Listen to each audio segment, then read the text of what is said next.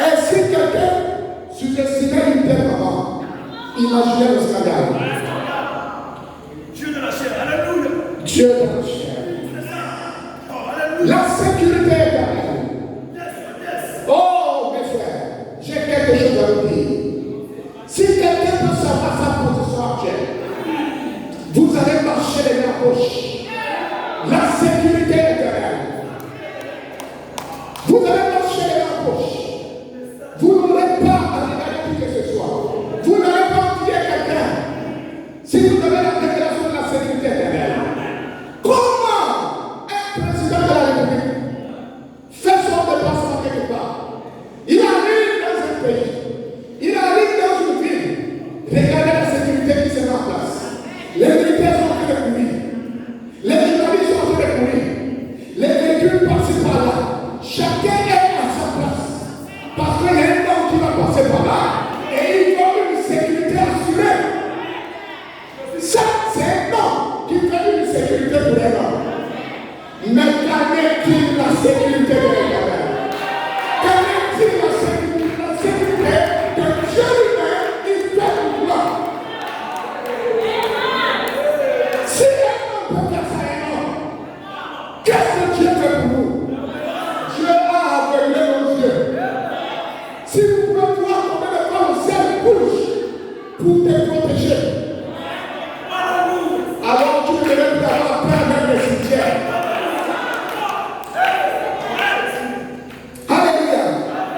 La sécurité éternelle, c'est quoi? C'est une protection divine. C'est une protection de Dieu sans limite, sans effort, sans prix et sans argent. Dieu lui-même s'est décidé de quitter le ciel pour descendre sur la terre pour te protéger toi. Oh, Père Seigneur, qui es-tu réellement? Comment tout Dieu, avec les hommes, peut me veiller sur toi? Peut me veiller sur toi? Lorsque tu montes dans une voiture, les anges te précèdent. Oh, oh, alléluia. Lorsque tu as vu la première fois et que le diable t'a précédé, il a mis un accident quelque part. Dieu descend à lui. Oh, mon serviteur, les voyages pas de l'heure. Parce qu'il va avoir un accident. Alléluia. La sécurité.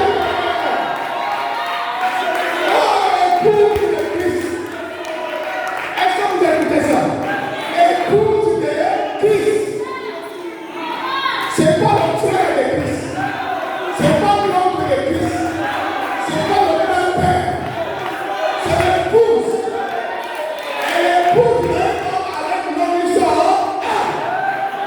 Donc Dieu est trop sensible pour son épouse. Dieu ne peut pas supporter que n'importe qui puisse mettre la main sur son épouse. La sécurité éternelle. Lorsque tu montes dans un train, quand tu t'assois dans un wagon, oh là là, si tu pouvais imaginer comment le fait le ciel, chaque ange ne peut fâcher, chaque ange ne peut pas fâcher, pour avoir un regard sur toi. Si tu veux savoir, quand tu dors la nuit, comment un gaillard, il est là, au chemin de lui, avec un regard parfait, il ne peut pas parler, tu dors. La sécurité éternelle. Lorsqu'un esprit descend sur le toit, lorsqu'un esprit descend sur le toit, vous savez ce qui se passe?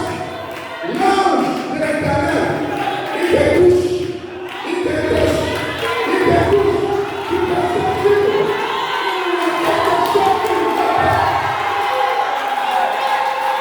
Alléluia. Oh, c'est quoi? Oh, c'est quoi? Oh Seigneur, alléluia, amen. Alléluia, amen. Alléluia, amen.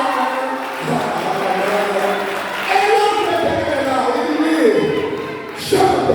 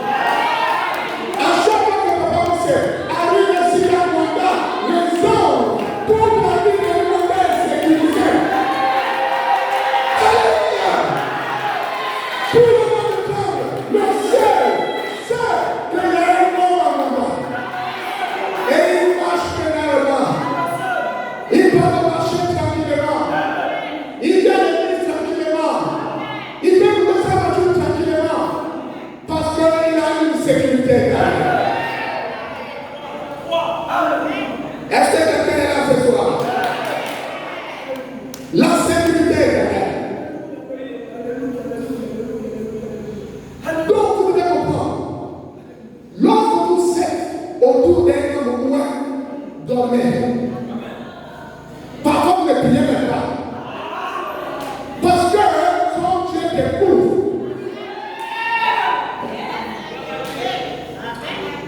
Alléluia.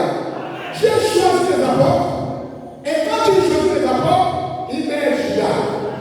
Mais nous ne comprenons plus rien. Comment lui il choisit les apôtres? On suppose que c'est les gens qui vont travailler avec lui. Il met encore un traître. Mais pourquoi il met le traître? Il met le traître parce que chacun de nous est venu sur la terre pour un but. Et nous devons accomplir les Écritures. Et Dieu dit il y a 3 sortes de croyants dans une église du Dieu vivant.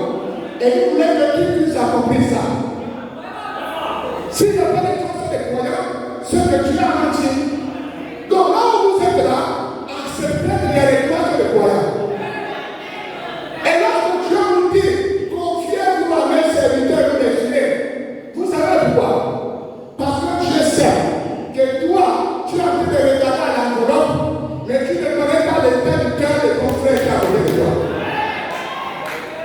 Je ne vous comprends pas.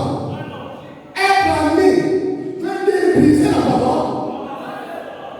Donc ça veut dire que ma vie privée, je dois la confesser à ma copine. Parce que c'est ma copine.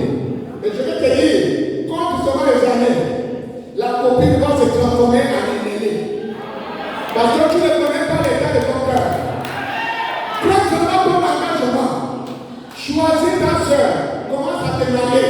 Si c'était la même soeur que le frère de combattant, votre amitié va se séparer. Mais tu l'avais déjà dit qu'il est secret. Qu'est-ce qu'il fait? Il met un but de secret. Et il commence à aller même en privé vers la soeur. Là où tu vois le frère là, il ne se lève pas. Juste pour décourager la soeur. Quand Dieu dit, Dieu a dit, respectez la parole.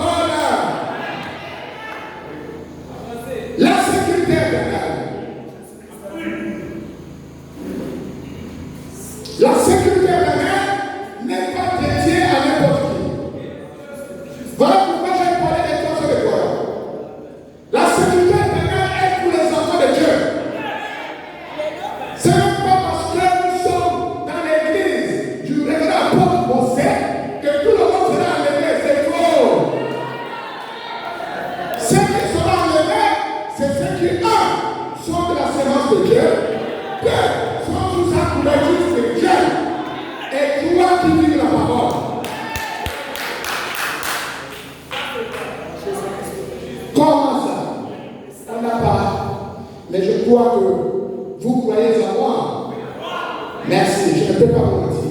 Nous avons dit Deutéronome 10, verset 15. La Bible dit, Deutéronome 10, verset 15. Et c'est à quel père seulement que l'Éternel s'est attaché pour les aimer. Et après eux, c'est leur postérité. C'est vous qu'il a choisi dans tous les peuples, comme vous le voyez aujourd'hui. Dieu t'a choisi sans ta volonté. Lorsqu'il a choisi les apôtres, ils ont posé la candidature. Mais sauf que Judas est venu accomplir. Parce que si Judas ne connaissait pas Jésus, on n'allait pas être sauvé aujourd'hui. Il fallait un homme qui peut accomplir les Écritures. Normalement, parce que Dieu avait déjà écrit. Sinon, en soi, il pouvait pardonner Judas parce que Judas nous a aidés à être sauvés. Mais comme sa semence n'était pas pour la vie éternelle, il avait la semence du serpent. Judas ne pouvait pas aller en enfer. Mais Judas avait quelque chose de bien. Parce que si Jésus ne voulait pas, on ne pouvait pas être là. Alléluia. Donc, dans cette sécurité éternelle, Dieu avait dit à nos pères, qui sont les Moïse, Abraham et toutes ces personnes-là, il a dit à Abraham, je te promets que ta postérité sera sauvée. Je te promets que ta postérité verra l'Éternel. Et comme Dieu a choisi, Dieu a parlé, il ne pouvait qu'à accomplir ce qu'il avait dit. Et donc, pour avoir une sécurité éternelle, il y a des étapes à franchir.